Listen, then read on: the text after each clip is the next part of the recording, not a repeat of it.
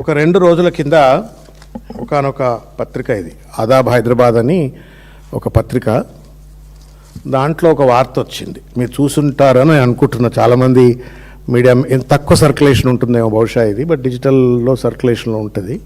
దాంట్లో ఒక వార్త వచ్చింది. ఏంటంటే ఉస్మానియా విశ్వవిద్యాలయంలో ప్రశ్నపత్రాల వివాదం. ఇది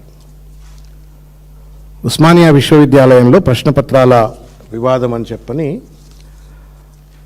ఇది యాదృచ్ఛికమా, లోపమా, వ్యవస్థపరమైనటువంటి ఒక వైఫల్యమా, న్యాయరక్షణ విద్యా వ్యవస్థలో లోపాలు ఉండడం దురదృష్టకరం అని చెప్తూ ఈ యొక్క దౌర్భాగ్యకరమైనటువంటి ఒక ఈ ఘటనను విద్యా వ్యవస్థ ఎంత ఛిద్రమైపోయింది తెలంగాణ రాష్ట్రంలో అని చెప్పడానికి నిదర్శనమైనటువంటి ఒక అంశాన్ని దీంట్లో ప్రస్తావించినారు. నేను కూడా మీడియా సోదరులకు కాపీస్ సర్క్యులేట్ చేసే ప్రయత్నం చేసినాను. దయచేసి మీరు if you could see a little bit, then you will understand what I'm talking. ఉస్మానియాలో 2 రకాలైనటువంటి ఒక కోర్సెస్ ఉన్నాయి లా కళాశాలలో.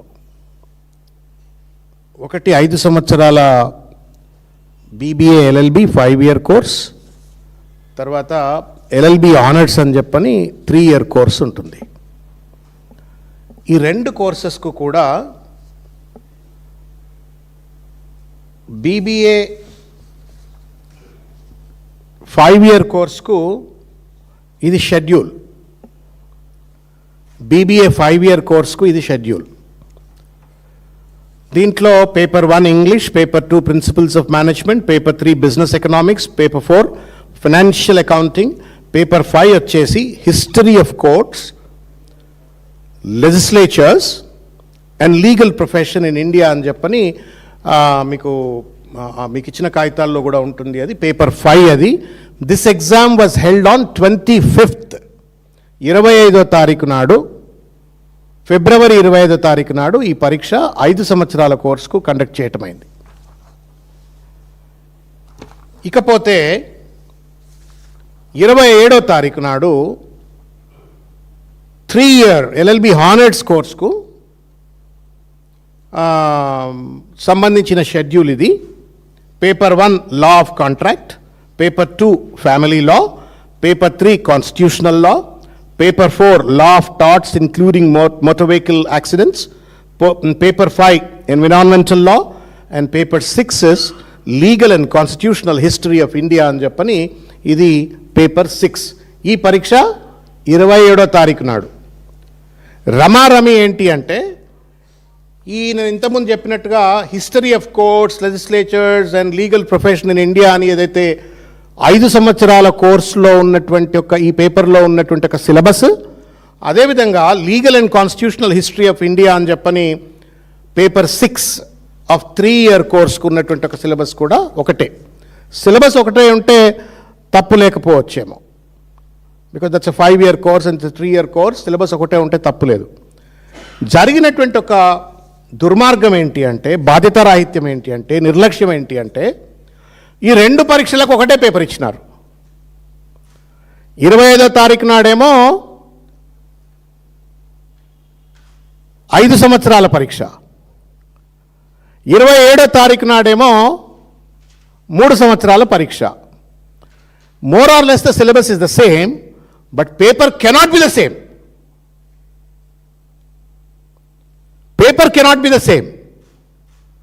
సిలబస్ సేమ్ అయినప్పుడు పేపర్లు అయితే వేరు ఉండాలి కదన్నా, ఉండాలనా లేదా? పేపర్ వేరు ఉండాలి కదా. ఈ పేపర్ 25వ తారీఖు నాడు పరీక్ష రాసిండ్రు 5-year కోర్స్ విద్యార్థులు. అంటే ఈ పేపర్ లీక్ అయింది, బయటకు వచ్చేసింది ఈ పేపర్. సేమ్ సిలబస్ కలిగినటువంటి ఒక 3 సంవత్సరాల విద్యార్థులు పరీక్ష రాస్తే వాళ్ళకి ఇదే 5 సంవత్సరాల విద్యార్థులకు ఇచ్చినటువంటి ఒక పేపరే వీళ్ళకి ఇస్తే ఇది మ్యానిపులేషన్ కాదా?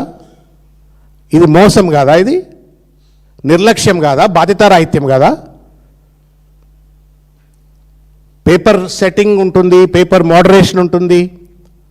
ఫైనల్గా ఈ మొత్తం సిస్టానికి ఒక కంట్రోలర్ ఆఫ్ ఎగ్జామినేషన్ ఉంటాడు, రిజిస్ట్రార్ ఉంటాడు, వీళ్ళందరిపైన ఒక వైస్ ఛాన్సలర్ ఉంటాడు.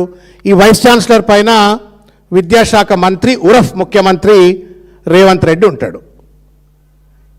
ఇది సరాసరిగా నేరుగా విద్యాశాఖ మంత్రిగా ఉన్నటువంటి ఒక రేవంత్ రెడ్డి గారి యొక్క పరిపాలనా సామర్థ్యానికి ప్రతీక ఇది. మెడకాయ మీద తలకాయ ఉన్నవాడు ఎవడూ కూడా విద్యార్థుల భవిష్యత్తుతో చెలగాటాలాడుతూ 2 పరీక్షలకు ఒకే ప్రశ్నపత్రం ఇచ్చినటువంటి ఒక ఏకైక ఘనపాటి రేవంత్ రెడ్డి గారి ప్రభుత్వం. సిగ్గుది. ఎంత నిర్లక్ష్యంగా, బాధ్యతారాహిత్యంగా, పరిపాలన పైన పట్టు లేదు అని చెప్పడానికి ఈ యొక్క దుర్మార్గమైనటువంటి ఒక వ్యవహార శైలి. ఇంత జరిగింది అన్న. ఈ పరీక్ష 25 నాడు ఒక పరీక్ష జరిగింది, 27 నాడు ఒక పరీక్ష జరిగింది. పేపర్లో ఐ థింక్ ఆన్ 28th ఏమో ఈ పేపర్లో వచ్చింది. సరే, మిగతా media, regular media has not really seriously picked it up for what ever the reasons. First నాడు ఈ పేపర్లో వచ్చింది, 2 రోజుల తర్వాత పేపర్లో వచ్చింది. ఇవాళ మనం 3వ తారీఖులో ఉన్నాం. తేలుగుట్టిన దొంగలు లెక్కున్నారు, ఒక్కడూ మాట్లాడతలేడు. మనం అనుకుంటుండొచ్చామా, ఏమే ఒక పరీక్షే కదా, పేపర్ సేమ్ పేపర్ వస్తే ఏంటి అని చెప్పని. It's a law exam. న్యాయ దేవతకు మూల స్తంభాలుగా ఉండేటువంటి ఒక న్యాయ విద్యార్థులను పరీక్ష చేసేటువంటి ఒక ప్రశ్న పత్రాలలో ఇంత అన్యాయం ఉంటే, ఇంత బాధ్యతారాహిత్యం ఉంటే, దీనికి జవాబుదారీతనం ఎవరిది? In a normal circumstance head should roll, తలకాయలు తెగిపడాలా. Vice Chancellor should be asked, what is the reason why this kind of a nonsense is happening in Usman University అని చెప్పని అడిగి ఉండాలా. రేవంత్ రెడ్డి గారు వైస్ ఛాన్సలర్ని అడిగినట్టుగా లేదు. వీసీ గారు రిజిస్ట్రార్ని అడగాల, రిజిస్ట్రార్ గారు కంట్రోలర్ ఆఫ్ ఎగ్జామినేషన్స్ అడగాల, controller of examinations paper set చేసిన అడగాల. ఎవడు ఏం లేకుండా తేలుగుట్టిన దొంగల లెక్క కూర్చొని ఇవాళ పిల్లల జీవితాలతో పరీక్ష అనేటువంటి ఒక దాన్ని ఒక ప్రహసనంగా మార్చేసి ఒక చిల్లర డ్రామా ఇవాళ తెలంగాణ రాష్ట్రంలో విద్యా వ్యవస్థ పట్ల జరుగుతుందనటానికి నిదర్శనం ఇది.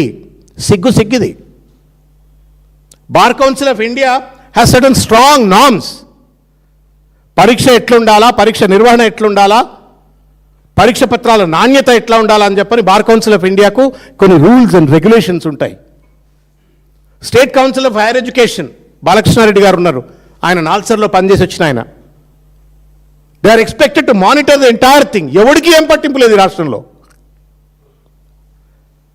యథా రాజా తదా ప్రజ. పైన ఉన్న ముఖ్యమంత్రి దోపిడికి, విధ్వంసానికి, అణచివేతకు, దుర్మార్గాలకు ఆయన ప్రియారిటీ ఇస్తుంటే, తదా ప్రజ అన్నట్టుగా కింద ఉన్నటువంటి ఒక అధికారులు లేకపోతే ప్రభుత్వ యంత్రాంగం అంతా కూడా ఒక నిర్లక్ష్యంగా బాధ్యతారాహిత్యానికి పాల్పడతా ఉంది.